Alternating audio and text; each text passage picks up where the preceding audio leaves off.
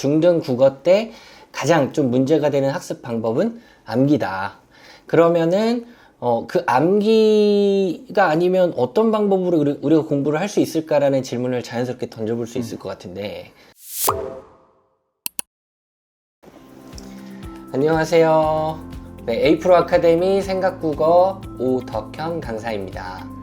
네, 저는 에이프로 아카데미 생각국어 정승모 강사입니다. 네, 저희가 오늘 모인 이유가 있어요. 초등에서 중등으로 올라가는 친구들의 국어 학습에 대한 얘기를 좀 해보려고 이렇게 카메라 앞에 서게 됐습니다.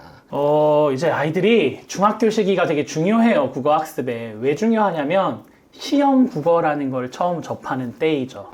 잘못된 방법으로 학습하기 시작한다 라고 하면 요거를 고등학교 가서 다시 한번 좀 교정해줘야 되는 그런 일이 필요합니다. 그래서 좀 중학교 때 되게 열심히 한 것 같은데 그 학습이 고등까지 잘 이어지지 않는 그런 문제점들이 저희가 고등학생들이 가르치다 보면 많이 발견하게 되죠.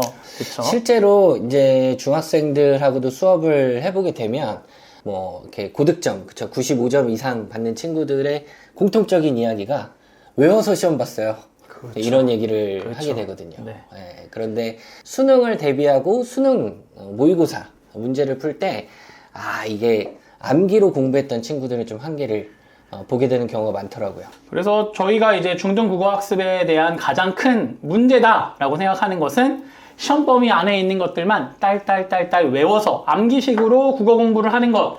근데 사실 이게 되게 큰 유혹이잖아요. 중학교 때 성적을 단기간에 빨리 올리고자 할 때에는 이 암기만큼 사실 효과적인 게 없긴 하거든요. 그래서 장기적으로 봤을 때는 안 좋은 방법인 거를 알지만은 어쩔 수 없이 그 단기적으로 성적을 올리기 위해서 이런 방법을 선택하는 경우들이 많이 있는 것 같아요. 중등 국어 때 가장 좀 문제가 되는 학습 방법은 암기다. 그러면은 그 암기가 아니면 어떤 방법으로 우리가 공부를 할 수 있을까라는 질문을 자연스럽게 던져볼 수 있을 것 같은데 어떻게 공부를 좀 해볼 수 있을까요? 거의 대부분이 국어를 그냥 어떤 사람이 어떤 감정을 얘기하거나 어떤 상황 가운데 있었던 일들을 그냥 단순히 누군가가 정답을 말해준 거를 그 정답만 학습한 친구들이 되게 재미없다라고 얘기하거든요. 근데 우리 친구들 중학교 때에 제일 좋아하는 그런 인물, 사람 누구예요? 또래 집단이잖아요. 친구들 엄청 좋아하고 친구들이랑 수다 떨고 감정을 공유하고 이런 거 너무 좋아한다면 사실 국어 안에서 행하는 모든 지문들도 그렇게 재미있게 또 익숙하게 접할 수 있는 방법들이 있는데 그렇지 못하고 딱딱하게 국어를 배워서 국어가 재미없는 과목이다라고 생각하는 게 좀 개인적으로 너무 안타깝습니다. 그러면은 이쯤에서 살짝 이 생각국어가 무엇인지를 조금 설명을 드려야 될 것 같아요. 생각국어라는 건 이제 저희 국어 프로그램을 통칭하는 이름이고요. 앞에 생각이라는 글자가 붙어 있는 것처럼 저희는 기본적으로 아이들이 생각하고 사고할 수 있는 힘을 길러주는 국어 수업을 표방하고 있습니다.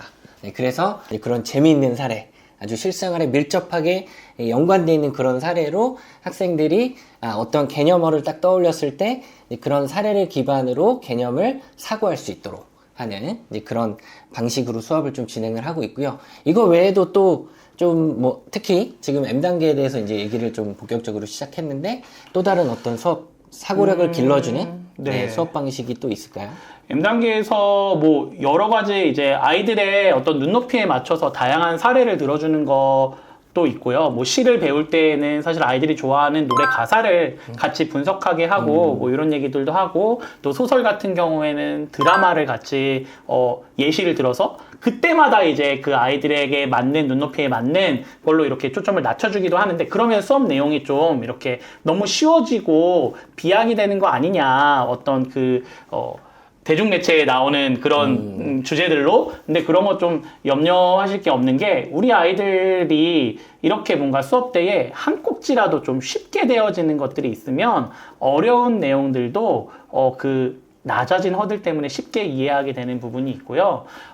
그러다 보면은 이제 어려운 내용들에 나온 것들도 본인이 주도적으로 이렇게 사고하면서 읽어나가려고 합니다.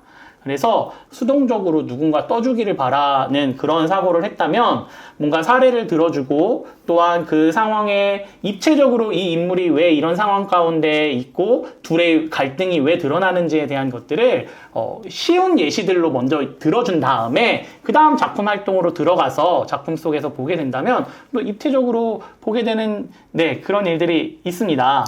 실제 네. 요거랑 연결해서 좀 말씀을 드리면 실제로 우리 아이들은 드라마라든지 또 이제 웹소설을 볼 때도 그렇고요. 지금 보는 드라마의 구조가 우리가 교과서에서 학습하는 고전소설이나 현대소설의 구조보다 훨씬 복잡하잖아요. 근데 그 복잡한 구조의 드라마를 우리 아이들은 뭐 1회, 2회 정도 보면 스토리를 다 그렇죠. 심지어 예측까지, 맞아요. 결말까지 예측을 한단 네. 말이죠.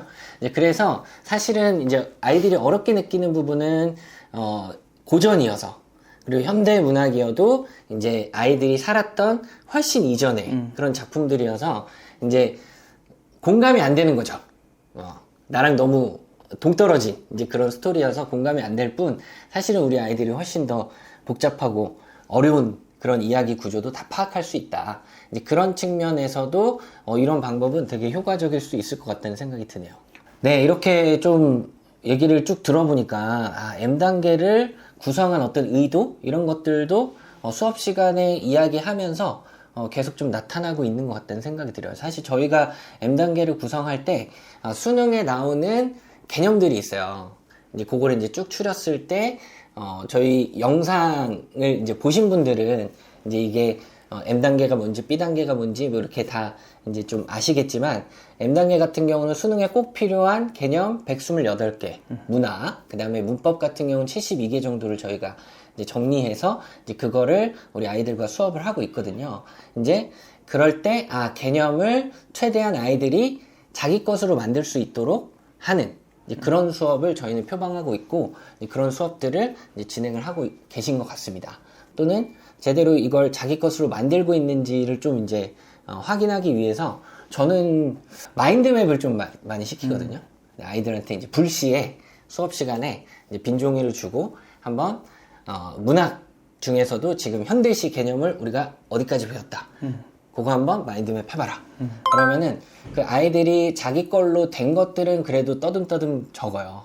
그러면 이제 그 적은 내용의 어떤 분량 이런 것들을 바탕으로 어느 정도 얘네들이 습득했다.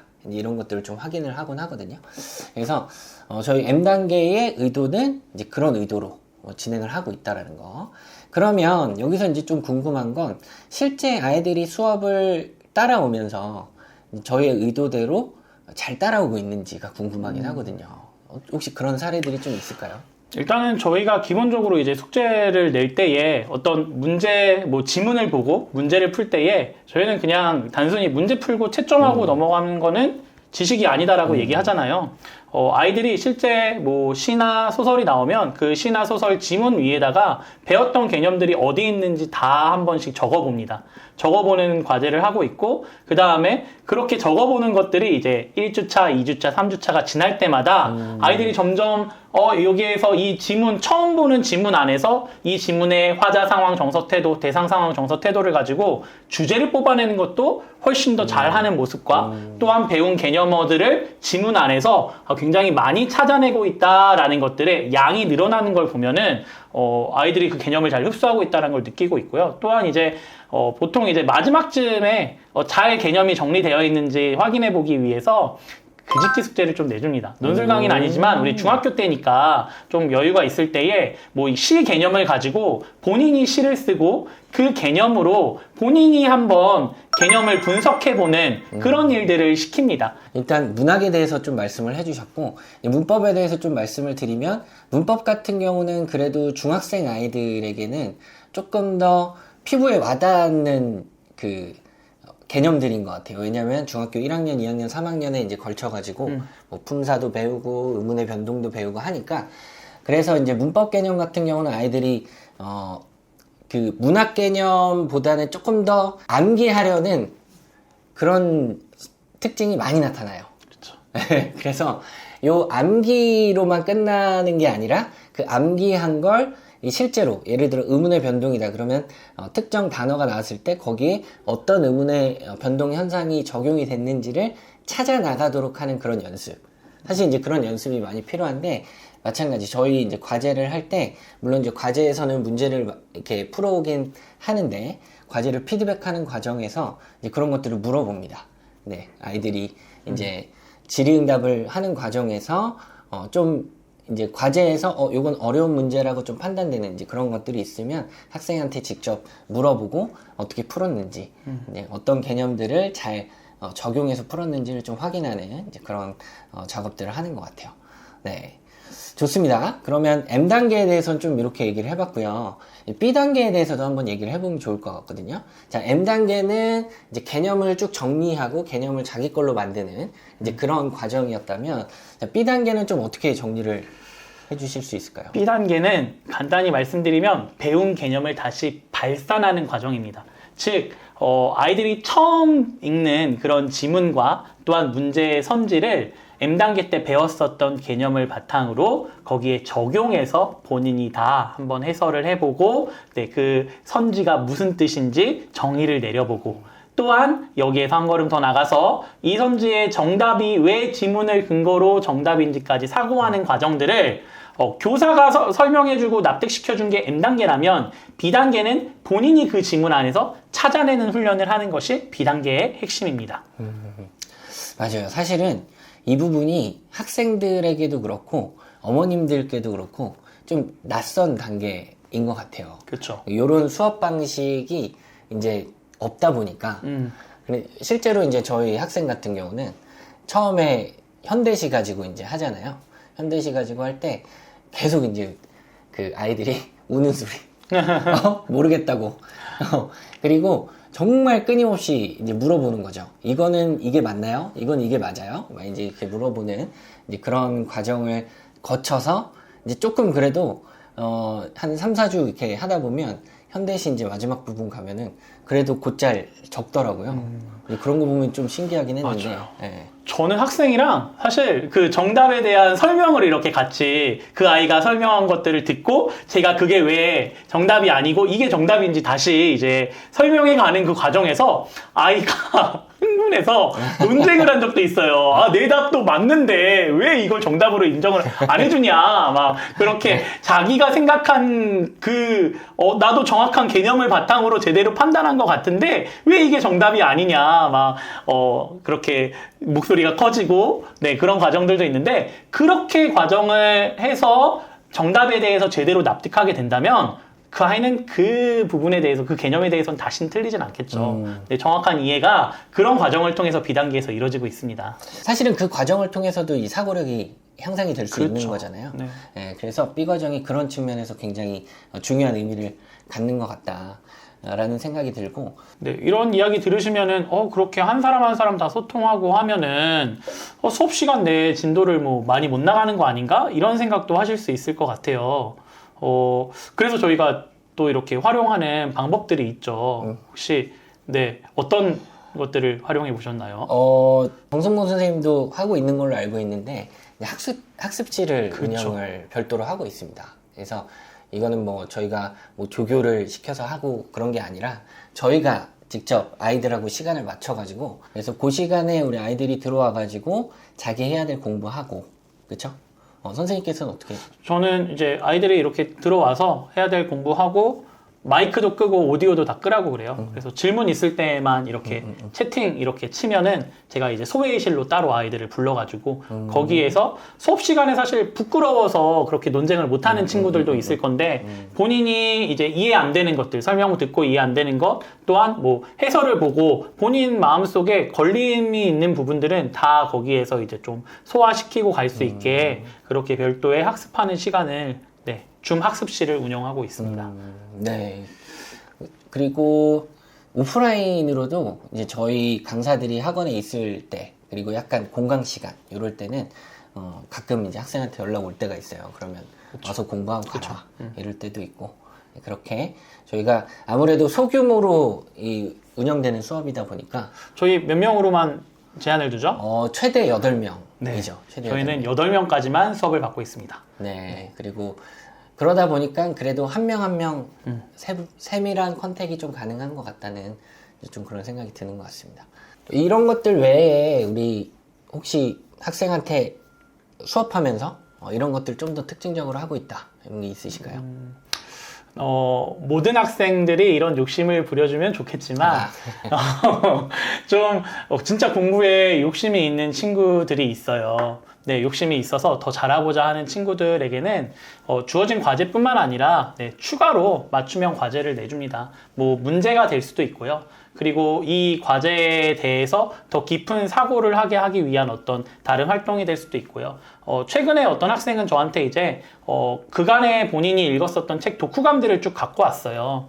그래서 그 독후감을 제가 읽으면서 어떤 부분이 더 이제 보완할 수 있는 부분인지에 대해서 이야기를 해주고 한 편을 다시 써오면 제가 이제 그 보완 부분들이 잘 되었는지 파악해서 봐주기로 했는데, 이 독후감도 사실 아이들이 배웠었던 그런 문학 갈래 중에서 좀 이렇게 이어질 수 있는 부분이 있거든요. 아이들이 수필을 배우잖아요. 그쵸? 독후감도 이제 수필의 일종이어서 보통 교과목에서 배우는 수필의 어떤 특징들을 얘기해주고, 너의 독후감과 이 수필의 특징에서의 차이점들에 대해서 이야기해주면 배웠었던 개념이기 때문에 더 쉽게 이해를 하더라고요. 그래서 그런 뭐 독후감을 봐준다든지 아니면은 특별한 문제를 더 내준다든지 하면서 욕심이 있는 친구들에게는 저희 교사들 둘 다 열린 자세로 더 많은 것을 너무 퍼주고 싶습니다. 너무 많이 퍼주고 아이들이 성장하는 거 너무 지지하고, 그렇게 격려하고 싶으니 욕심 있는 친구들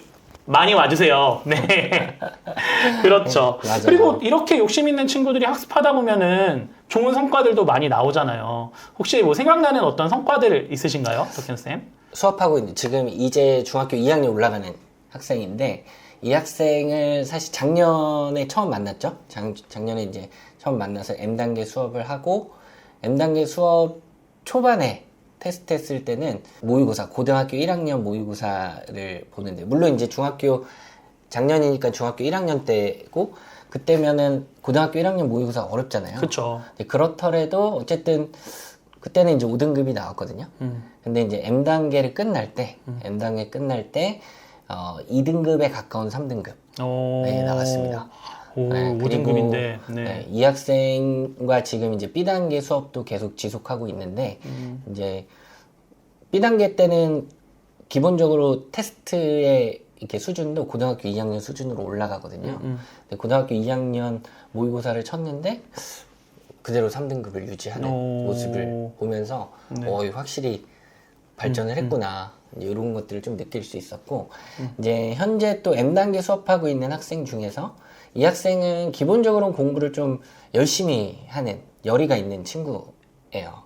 그래서 아까 이제 말씀하신 그 학생처럼 숙제를 막 내달라고 하는 친구거든요. 그래서 너무 기특해서 막 이제 그 사고력 향상시킬 수 있는 그런 숙제들을 내주고 막 이런 학생인데, 이 학생 이제 중간평가를 고등학교 1학년 모의고사로 마찬가지 6월 모의고사로 했는데 95점이 나왔습니다. 1등급. 네, 1등급이 나왔고, 그래서 이런 친구들이 잘하는 친구도 이제 개념이 조금 부정확하게 가지고 있는 친구들이 있어요.